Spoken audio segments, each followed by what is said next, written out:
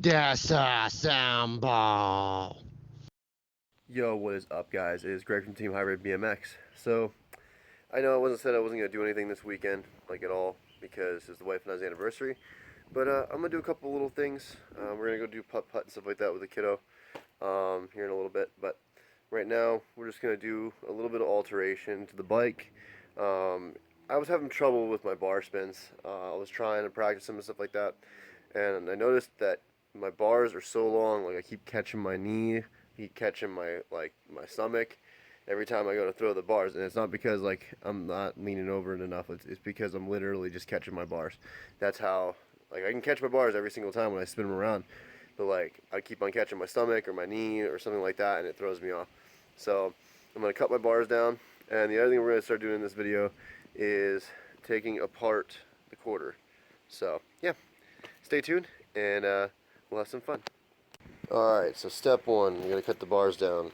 So, as you can see, I kind of wish I would have done something first, which was not put the new grips on. I wish I would have cut it first, which is what I usually do. I'm probably going to take like an inch off of each side, because the way I gauge it is that I grab my bars where I feel like I'm most comfortable. So like usually like right about here. So all this space right here I don't need. It's just there. So obviously I'm not going to cut the grips, so I'm going to pull the grips back a little bit, and then I'm going to measure, and then I'm going to cut. So let's go in the garage and get out some handy dandy tools here. Hold on. I'll put the bike in. Let's see. In the garage. So I hope this guy comes and gets these couches soon. They kind of crowd up the garage pretty good.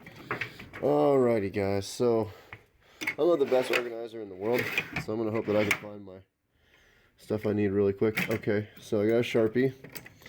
It's one of the things I'm going to need. And then the other thing I'm going to need is my tape measurer, which hopefully I can find that fairly quickly. I've already got out my saw that I need. That's why it's good to have an organized toolbox, guys, which, I mean, mine's okay organized, but I always forget where stuff is. Let's see here. Give me just a second, guys. I gotta find a tape measure. Alright, guys. So, I got my tools all set up finally. I found a tape measure. So, there's a couple steps that you have to do first before you cut your bars off. Cut your bars off, yeah. Okay, so first step, if you already have grips on, a quick thing you can do, you can just peel them back a little bit. Just like this. Make sure you kind of get it even. Okay. Pull it back, just like so. Okay, now eventually what we're going to have to do is actually adjust them. So you have to actually adjust your grips. But this is just a way to get it so you can cut them. Alright. And then you want to pop this out of here, so make sure you have some kind of flathead something to pop your bar ends out. If you have a hammer, go ahead and grab a hammer, and that'll help sometimes. Otherwise, you can kind of just peel and pull. If you work your way around it, sometimes it works a little bit easier. But this time around, I didn't pull my hammer out. So I'm just going to do it the old-fashioned way, which is just use a screwdriver to the best of your ability to pop it out. And just kind of rough it out. See, pop. There it goes. Okay, so there's that one. And then, yeah, flip it over to this side. Do the exact same thing. Peel the grip back.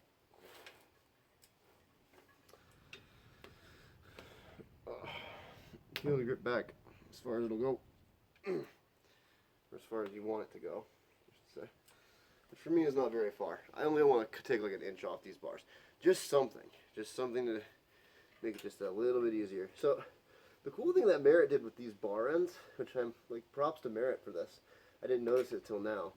They made it so that these bar ends would be a little bit more removable, and so that they wouldn't break. They put a little reinforced O-ring on here, which is really cool. Here, I'll show it to you guys. See?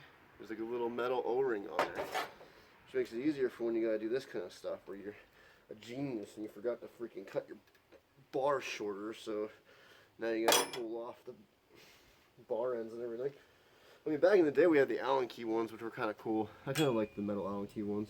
They were heavy, but they were awesome. Anyway, okay. So now we've done that. Now the next thing you want to do is decide exactly how far back you want to cut your grips. Or cut your bars. So my hands are pretty comfortable here now, so that means I can cut off about that much, which we'll figure out how much of that much is.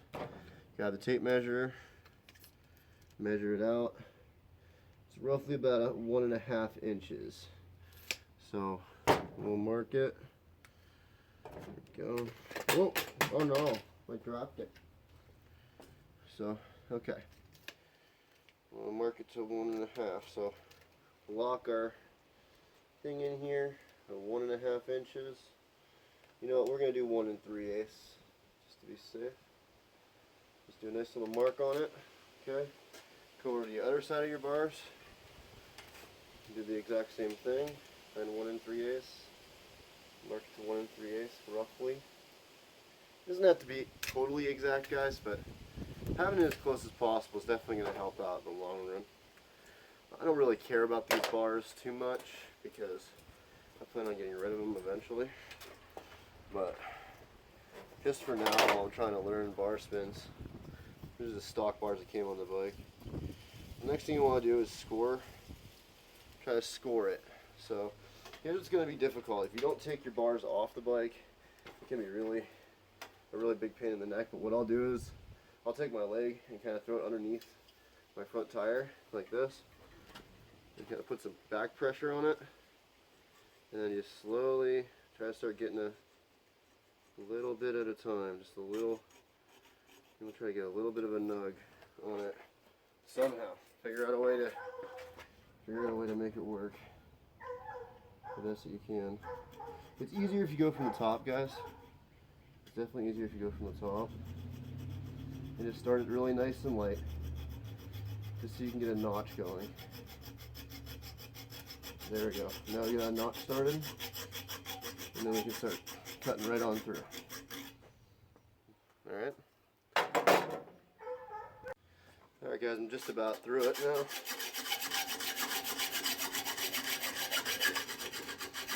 There we go. Alright, now if you have a deburring tool, it can be really helpful at this stage. If you don't, you can just use a piece of sandpaper to clean that out. Alright, so now I'm going to do the other side. Alright guys, so I wanted to explain something real quick. This is kind of the rudimentary way of doing it with the hacksaw and just trying to cut through it. There's other ways you can do it. You can use a bar cut marker, which will help out a lot, because you can just spin it around it and it'll give you a nice even cut all the way around, so that way you always stay level and straight.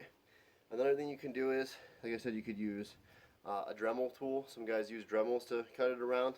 That's easier. So there are other easier ways to do this, but this is just the old school way, cheap way of doing it. So you just get the score done. Once you have it scored, it should stay pretty straight. So don't be scared of that part. And then you just want to keep just going for it. Eventually you'll get through it.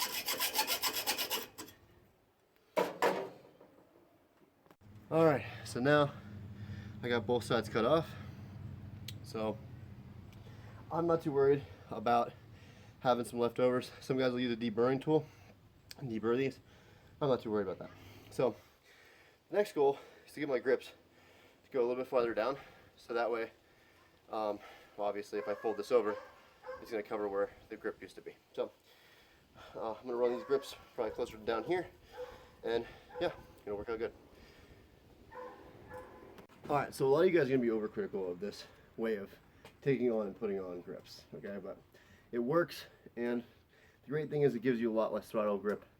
So what I do is, and like I said, this is disgusting, you don't have to do this, but it's just the way that I do it. It's easier for me this way. There's guys that put them on with the air hose, there's guys that use WD-40, there's guys that use all kinds of stuff, but you know what I use? My Spet. And I know it's disgusting, but who's going to be riding my bike besides me? Pretty much just me, most of the time. And by the way, I mean, bacteria grows everywhere, so little bit of spit, and sometimes I do a little bit to the bars too, just a little bit, just to lube it up a little bit. Just kidding. But yeah, so that way you can just kind of see how quick that slides on there, and yeah, you sometimes you get a little bit of a spit bubble out the other side. But the beautiful part about it is, look how quick these grips went back on. And then the beautiful part is because saliva dries up fairly quickly, they just stick. They'll go right back to sticking right away, almost directly away. They'll start sticking again. So sometimes you gotta work them a little bit, but that's how I do my grips. That's how I lubricate my grips, because it relieves the throttle grip a lot quicker. So yeah, let me get this other one done, and then we'll hammer back in the bar ends, and we'll be done. And I'll show you guys how much easier these bars are going to be to throw. Alright guys, so check it out. This is roughly about how much I cut off of my bars. So about 1 3/8 is what I cut off of them. Okay, so bear with me just a second. I'm going to run in the garage and grab my hammer so I can put my actually, you know what? I don't even need it. I'm going to use my tape measure. So here's the other thing, guys. You can always use equipment that's around you to do jobs that you wouldn't think they would be able to. So take this, just ta-da, it's on. There we go. Some people are like really critical about how their bar ends go in, like make sure that the label sits right. I want to talk to you guys about these grips too. These Charlie Chromelish grips are actually pretty awesome, dude. Good job, Merit. I'm impressed. They're comfortable. I haven't seen a whole lot of breakdown yet, and I've been riding them for a couple weeks, which is nice. Unlike the, like I said, I hate talking crap on them because they were such a great grip. But like the Duo grips are so comfy that I had. The Van Hoven grips I had were awesome, but they broke down way too quick, and that was my only problem with them. But the Duo grips, they were nice, but within like the first week, they started to break down on me already. Whereas these ones, they're maintaining their structure. They're not giving me a hard time. They're really comfortable still. They're soft on my hands, so I don't feel like I'm busting my hands open riding them. And they're just better. They're all in general better. So here, let's do this. Maybe you guys have a little bit. Hi, how you doing? Hello. Okay, so I got another little stand that I got from a store around here. It's called Five and Below. Maybe some of you guys over here on the East Coast know about Five and Below. It's a pretty nice little store. Everything in the store is $5 and below. So, $5 and under for the price. Okay, let me do this. I gotta adjust it so that you guys can see my bars. Okay, now you can see my bars. Okay, so now they're quite a bit shorter. Like I said, this is how much I took off of each side. So that's a pretty decent amount. But the reason I did that is because when I'm going to throw my bars, I kept on going like this, and see already, like even with that much taken off, I'm still kind of catching myself a little bit.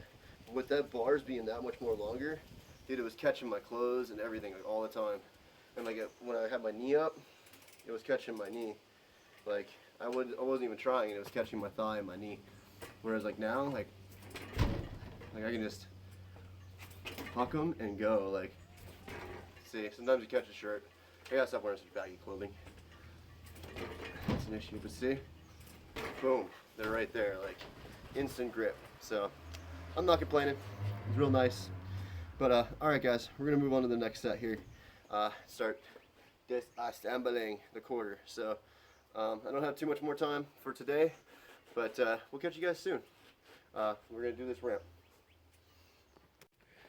Alright guys, so now it is time to find some stuff here. Let's see what we got. I gotta find my drill first. Let's see, where are you at, drill? We got that. There's the drill. Okay, we got drill. Got fresh battery charging on the wall. Bink. With that indie drill. Click. Okay. Let's see. Oh, no, wrong drawer. There we go. Here's the right drawer. Alright, now we gotta find a number 2 bit. Let's see.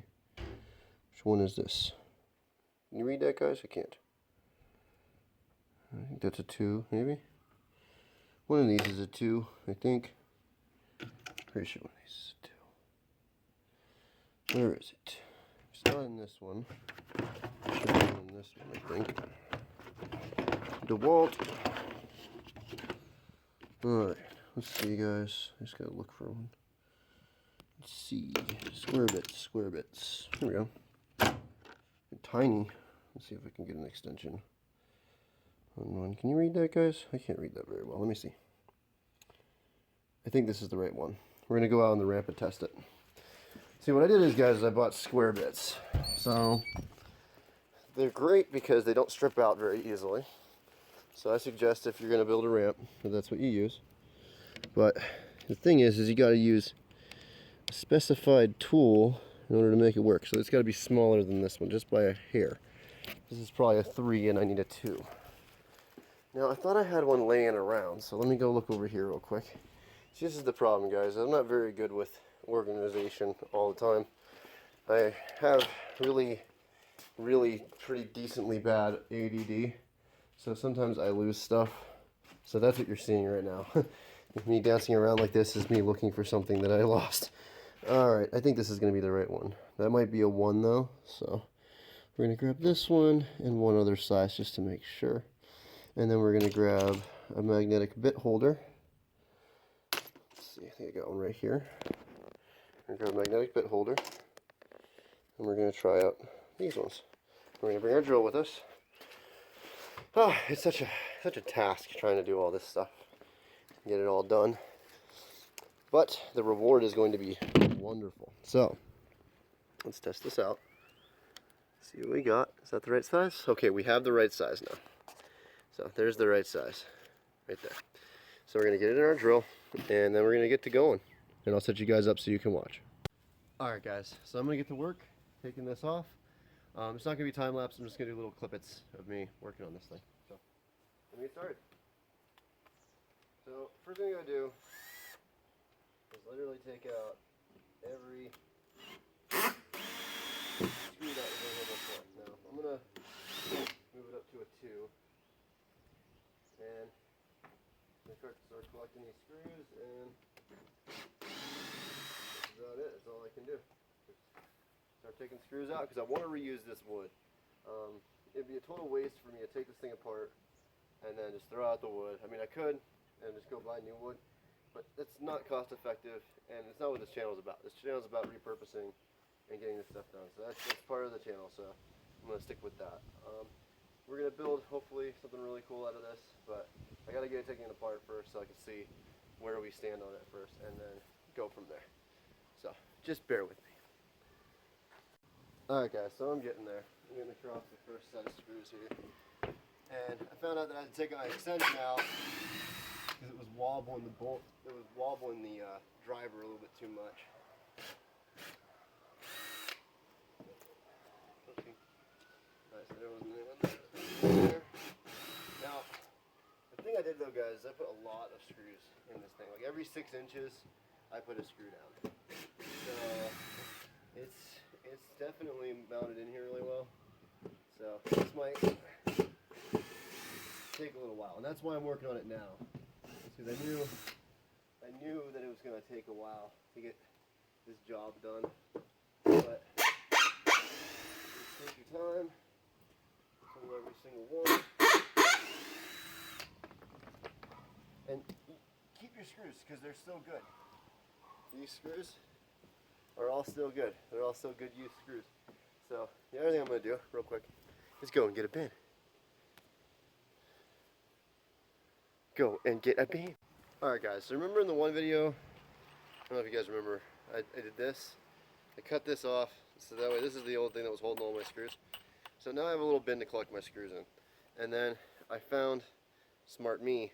I put the drill bit for these back in this box, so that way I'd have it with the screws. That's another good way to do it. If you guys have a certain drill bit that goes for certain screws, keep that drill bit with them, so that way you never lose them, like I thought I did. So, time to get back to it. That one in there with those. And the reason you want to keep a box is because it can get messy. You don't want a bunch of nails and screws laying around your driveway. So it's good to have a little bin to collect everything in. I'm learning more and more how to organize and be never been good at it. I'm a creative type, so it makes it kind of difficult to keep track of everything all the time. There we go. Ooh. And be careful with the screws. Sometimes guys are going to be really hot because they're causing a lot of friction when you're pulling them out of here. And what you want to do is start from the top, work your way to the bottom, so that way it's not sliding out on you or anything. So start at the top, and you're going to find these ones too. You're going to find ones that you snapped off without knowing it. That happens a lot. Just put those to the side. Let's see. We have another one right here. Always don't be afraid to check holes too. Like if there's one that you thought you missed, then check it again. Because chances are you might have. So this is a very mundane and boring process. But in the end, it'll be worth it because I don't have to go out and buy new wood. And honestly, I would have had to demolish this anyway. So, if anything, this is just helping out.